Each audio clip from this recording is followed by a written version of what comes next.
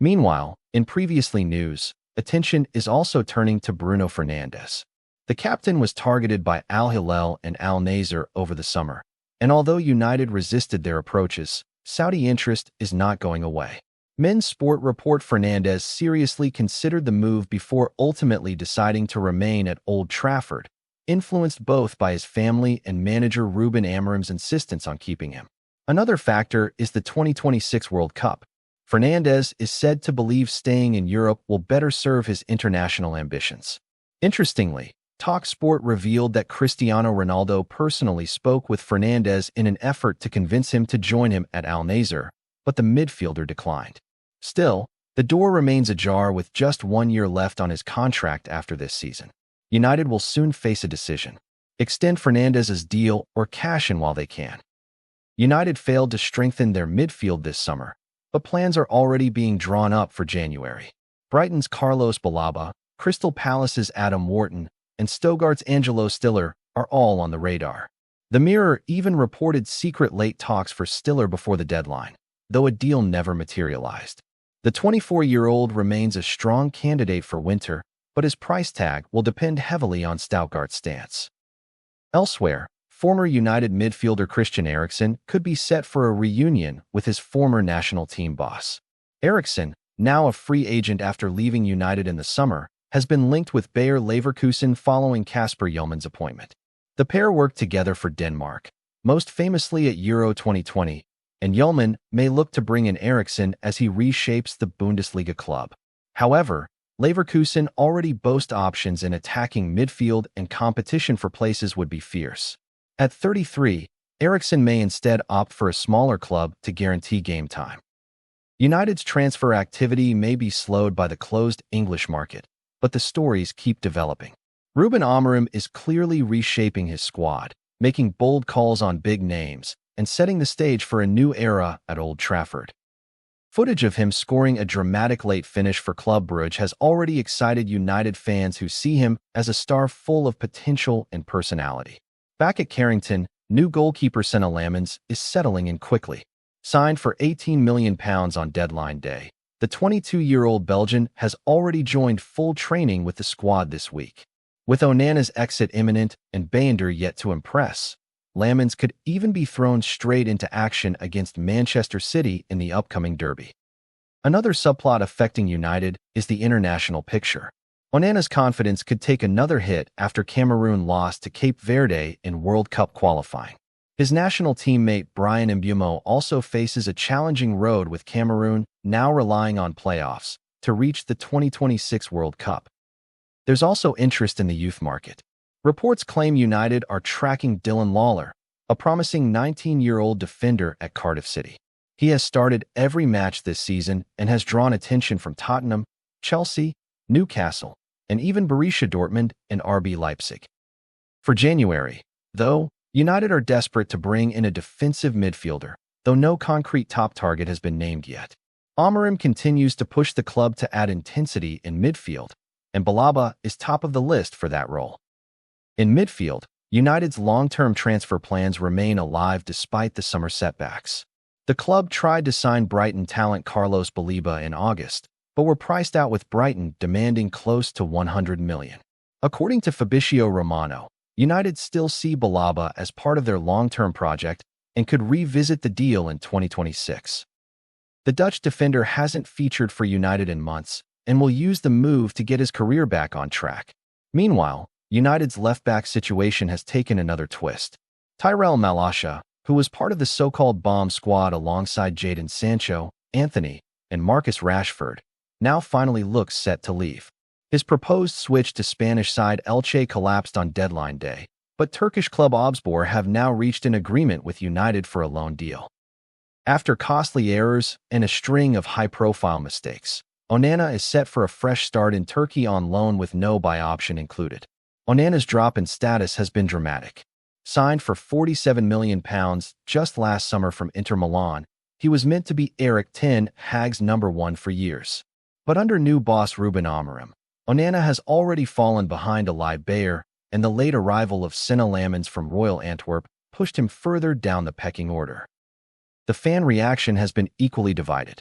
Some sections of the United faithful believe Amorim deserves more time, pointing out that he inherited a fractured squad, a bloated wage bill, and a club still struggling with years of poor recruitment. They argue that his ideas need a full season to take shape. But for many others, the patience has already worn thin. The Grimby defeat is being cited as the tipping point, an embarrassment that cannot be explained away by transition or misfortune. For Amorim, the speculation only adds to the suffocating pressure of a job that has broken many high-profile managers before him. The fan reaction has been equally divided.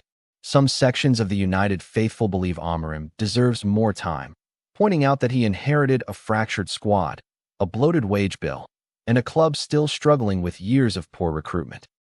Reports in England suggest Gareth Southgate, the current England manager, has emerged as a surprise candidate. Southgate, respected for his man management and ability to steady turbulent waters, could be available after Euro 2026, depending on his contract situation. His name alone highlights the severity of the situation. United's leadership may already be planning life after Amorim.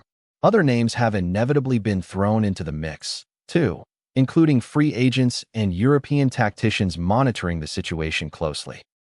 Yet another new manager, yet another cycle of disappointment. Behind the scenes, the United board is said to be considering alternatives. Supporters have grown restless, pointing to slow build-up play, a lack of creativity in the final third, and defensive fragility that undermines even the rare moments of control. The sense of déjà vu is inescapable.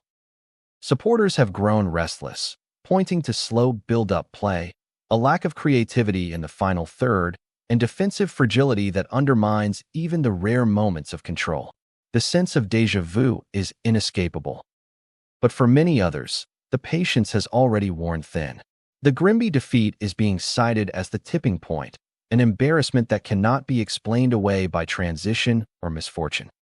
United's leadership may already be planning life after Amorim. Other names have inevitably been thrown into the mix, too, including free agents and European tacticians monitoring the situation closely. Yet, Manchester United is a results-driven club. History shows that once the relationship between the dressing room, the fans, and the manager begins to fracture, there is rarely a way back. Amorim insists he is suffering more than them, but sympathy alone won't secure his job. The fixture list ahead doesn't offer much relief either, with a daunting clash against a top-6 rival looming. Another setback could make his sacking a matter of when, not if. For now, the Portuguese tactician remains defiant. He has vowed to keep fighting until the board makes its decision. Whether United's hierarchy gives him the time to turn performances into points remains to be seen, but one thing is clear. The club once again finds itself at a crossroads with another managerial era threatening to end before it ever truly began. Old Trafford has seen too many crises in the last decade. The question now is whether Ruben Amorim can write a different ending to his story, or whether he will soon join the long list of managers swallowed by the relentless pressure of Manchester United. Ruben Amorim's future at Manchester United is once again under the spotlight after Sunday's defeat to Manchester City confirmed the club's worst start to a season since 1992-93. After playing well, but losing to Arsenal on the opening day of the season, United have only beaten Burnley in their opening 4 Premier League games. Their only other point came at Craven Cottage against Fulham. The defeat at the Etihad Stadium means Amorim has now only won 8 of his 31 league games in charge. In a table that consists of the league's ever-recent teams dating back to his appointment, United are bottom. It has led to discussions over whether the Portuguese should remain in a job with little sign of improvement. After the defeat at the Etihad, Amorim declared that United will have to change their manager if they want a different style of play. "Guys, I understand that and I accept," Amorim said on his record in charge. "It is not a record you should have in Manchester United. There are a lot of things you have no idea what happened during these months. But I accept that I am not going to change. When I want to change my philosophy, I will change. If not, you have to change the man. We will talk about that every game that we lose. I don't believe in that in the system or whatever. I believe in my way, and I am going to play my way until I want to change. My message is that I am going to give everything. I will do everything. Always thinking about what is best for the club. That was always the same message. It is not my decision. The rest on whether United change manager until I am here. I will do my best. I really want to win games. I am suffering more than them. Gary Neville has claimed that questions will have to be asked about Amorim if United suffer their third defeat in 5 games against Chelsea on Saturday. 5:30 kickoff. I think there will be some pressure applied to the manager and his rigidity of sticking with the system. He told Sky Sports. City have beaten them well and comfortably. United had some good moments in the game. The first 15 minutes and the first 5 minutes of the second half.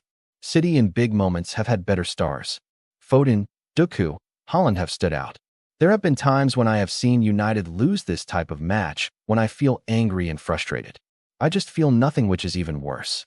This has been a nothing of a performance. United have just been beaten with Chelsea next week. Another defeat and big questions would start to be asked. Former Manchester City fullback Micah Richards had sympathy for Amorim after the Derby defeat, but did admit that what the United boss is doing is currently not working. If you are going to be at Man United, it has to be better than that. Roy Keane went on to admit that he is not convinced by United at the minute. It's more hope than belief at this moment in time because we are watching them. We see them week in, week out, he said. Not convinced. I hope they can prove us wrong.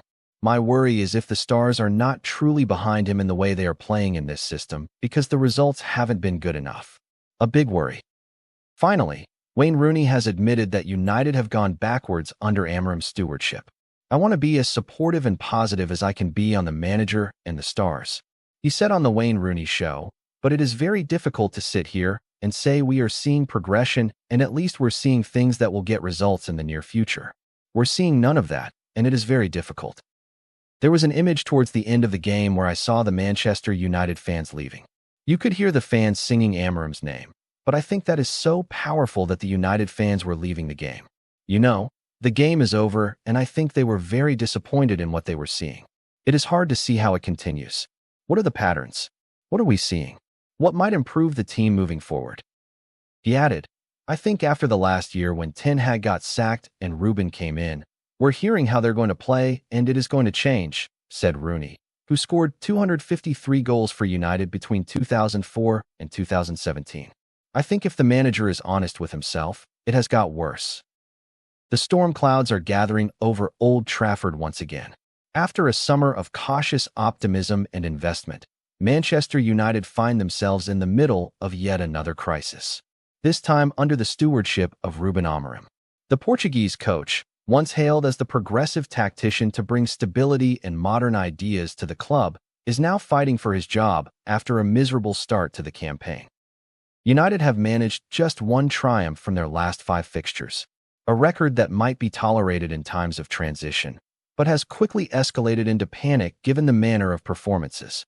In 6 hours of Premier League football, the Red Devils have scored just a single strike from open play, a damning statistic for a club priding itself on attacking tradition.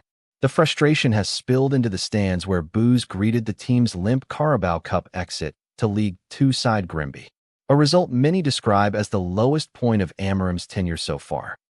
After that match, the 40-year-old faced the cameras with a mix of honesty, defiance, and pain. His message was clear. He will not resign. He will not give up. And he will continue to give everything for Manchester United. My message is that I am going to give everything. I will do everything. Always thinking about what is best for the club. That was always the same message. Amorim told reporters, it is not my decision. The rest on whether United change manager until I am here. I will do my best. I really want to win games. I am suffering more than them. Amorim has repeatedly argued that the team is making tactical progress despite the poor results. He referenced his famous 4-1 triumph with Sporting Lisbon over Manchester City in the Champions League as proof of what his footballing ideas can deliver. The results again, I accept that he conceded. I see that we are doing better, but the results don't show that. I remember last year we played in the former club against City. We won 4-1. It was not near the opportunities. The way we control the game compared to today. But this is Manchester United and patience is a luxury few managers are afforded.